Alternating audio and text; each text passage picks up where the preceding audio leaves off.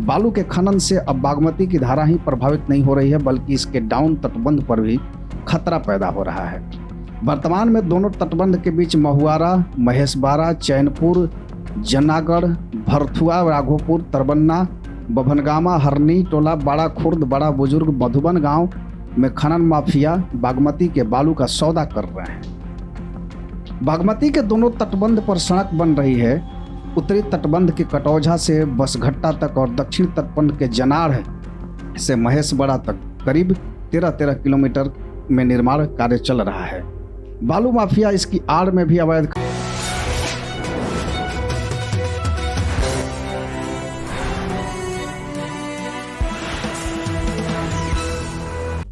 नमस्कार, मैं दीपक विशाल और आप देख रहे हैं द बिग न्यूज़ 9। चूंकि बिहार में जो भू माफियाओं का जो खेला है और साथ ही साथ जो खनन माफिया है उनका जो खेला है वो लगातार जारी है और विजय कुमार सिन्हा के तमाम चेतावनी के बावजूद भी ये चीज़ें हो रही है और उनकी चेतावनी बेअसर दिख रही है माफियाओं पर और माफिया बेलगाम होते नजर आ रहे हैं, जिससे बागमती जैसे उन नदियों के अस्तित्व जो है वो खतरे में पड़ गई है। आपको बता दें कि बिहार की जीवनदायिनी बागमती के अस्तित्व पर गंभीर संकट खड़ा हो गया है। माफिया बेधड़क बागमती के बालू का अवैध खनन कर कालाबाजारी के नीलाम कर रहे हैं, जिससे तटबंध पर भी गंभीर खतरा पैदा हो गया है।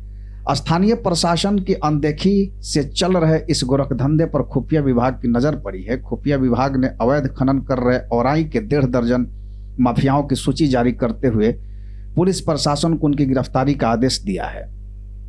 बागमती की बोली लगाने वाले बालू माफियाओं का कारोबार वर्षों से बेखौफ चल रहा है। अब खान एवं भूतत्व विभाग को खुफिया रिपोर्ट मिली है कि बिहार पुलिस मुख्यालय के खुफिया विभाग ने न केवल बागमती के अवैध खनन की जानकारी दी है, बल्कि 1.5 दर्जन माफियाओं का नाम भी उजागर किया है। खुफिया विभाग की सूची से हड़कंप मच गया है और अब कार्रवाई का जिम्मा सीधे डीएम और एसएसपी को दिया गया है। खान एवं भूतत्व विभाग ने खुफिया विभाग से मिली माफियाओं की सूची दोनों अधिकारियों को भेजते हुए उनकी गिरफ्तारी सुनिश्चित करने को कहा है और विशेष शाखा के पुलिस अधीक्षक ने इन अधिकारियों से कार्रवाई रिपोर्ट भी तलब की है।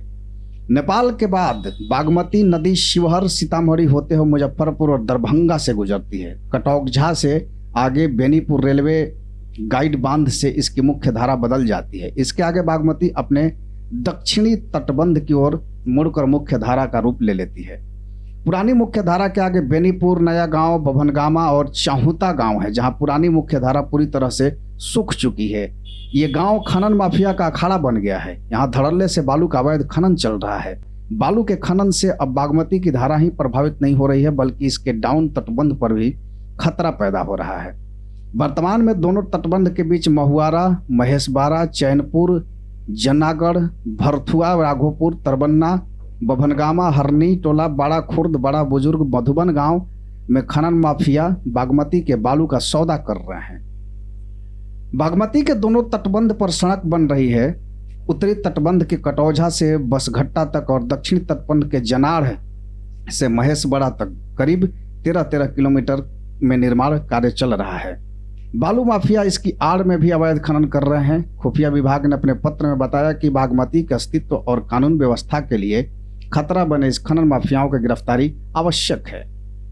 अब चूंकि ये जो आदेश जारी हो गया है, इससे बचने के लिए माफियाओं ने क्या क्या हथकंडे अपनाए हैं, क्या क्या हथकंडे अपना रहे हैं, उसको मैं आपको विस्तार से समझाता हूँ। अवैध खनन के लिए माफिया कई हथकंडे अपनाते हैं। ये तटबंध के अंदर जिस रैयत की जमीन होती है उससे मिट्टी काटने का एग्रीमेंट कर लेते हैं। एक बार एग्रीमेंट हो जाने के बाद बागमती की धारा और उपधारा में बेधड़क बालू खनन किया जाता है और पकड़े जाने पर माफिया रैयत का एग्रीमेंट दिखाकर बच निकलते हैं।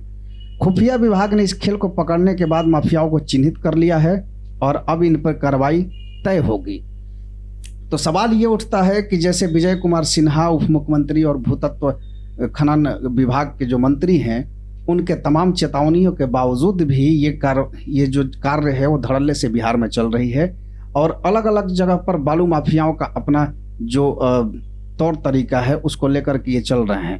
तो ऐसे तमाम खबरों को हम लेकर के आते रहेंगे। आप बने रहिए बिग न्यूज़ 9 के साथ और देखते रहिए। नमस्कार।